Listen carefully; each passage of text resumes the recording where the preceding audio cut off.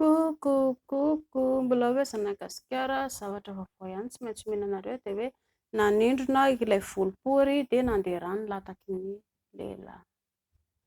Izany angetra hoe zavatra eritreretina hoe tsisy dikany fa tena zava-doza amin'ny fahasalamana.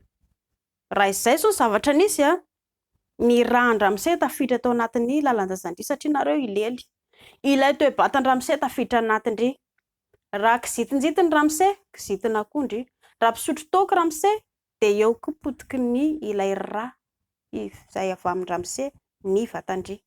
Raha marary vavony lava ramose, marary vavony koa ndry. Raha ohatra misy aretina mety mitaiza an-dramose dia voalay aretina mitaiza indray. Nefa zavatra kely tsy nampoizina izay no nampahatonga ny vatandry potika. Ny explication nataoko tany aloha tany hoe rehefa hanala volo ary zareo dia mba ndray andro ao aorian'ny manala volo izay vao atao satria raha androany ianareo hanala volo dia raha ohatra ka mbola tsy maintsy misokatra ilay masoko-koditra avy nanalana volo iny dia anisany miteraka angatra. Anjaranao zany mandika ny toe-batanao. Rehefa ilay hanala volo dia ny torohevitra tsara ilay atao amin'ny sira. Mbola merina izay publication izay dia mba tsara zany mba mahita daholo ny rehetrarehetra. Ny sira mantsy hitanareo ela be vao maniry ny volo. Tsy hoe ela be izany. Isam-bola ndry manala izy. Ambonin'izay koa ilay tapoporindry tsy feno an'ilay maranidranitra be vokatra ilay volo fa lasa somary malefadefaka. Ary ny tena mahatsara anazy tsy lasa mainty be intsony. Ekena fa tsy maintsy mangana foana ny tapory.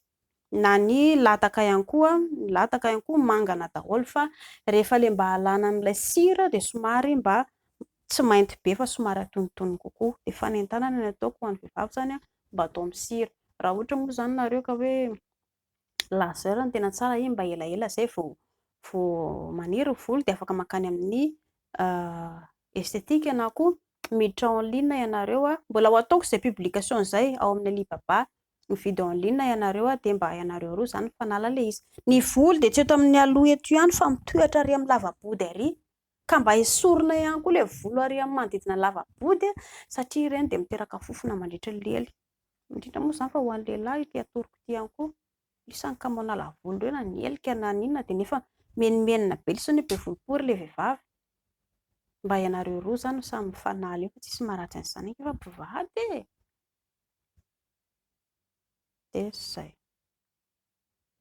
Tsara zany raha ny tokony ho izy rehefa ilay volo dia indray andro mialohan'ny ela dia mba tsy misy atahorana ilay izy. Dia fanentanana ny ataoko ho an'ny vehivavy mba atao sira ilay izy. Hitanareo efa misy mivarotra izao nefa misy ilay machine kely. Izaho zao manana machine ihany koa ao.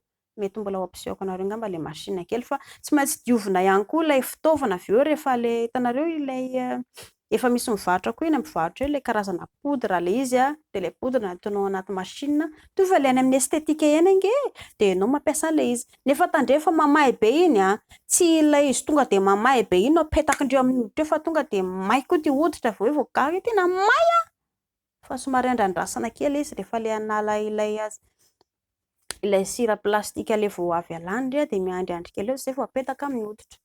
Mety tsy maintsy ho ataoko ihany izay vidéo izay amin'ny manaraka.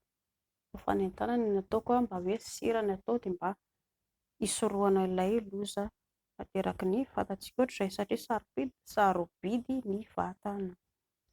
Aleo misoroka toy izay mitsabo izy ilay fitenenana. Dia izay. Mankasitraka tompoko.